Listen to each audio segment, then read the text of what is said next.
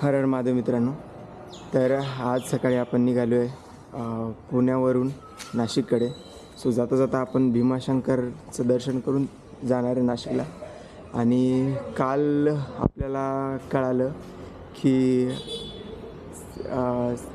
सिजकेस fire केल्यामुळं आपण ह्या प्लॅन पुढे चालवण्याचा ठरवलं.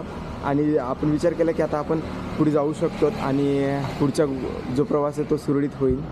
पण परत रात्री सिजकेस फायर तोडल्यामुळे परत वॉरचा जो सिनॅरिओ आहे तो कंटिन्यू राहीन अशी शक्यता आहे.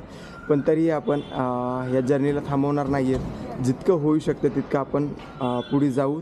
आणि जेव्हा अशी सिच्युएशन बनेल की आपण पुढे जाणं पॉसिबल नाही आहे, सो आपण त्यावेळेस थांबायचा विचार करू. पण तोपर्यंतही आपण जेवढा होईल तेवढा प्रवास करण्याचा प्रयत्न करू.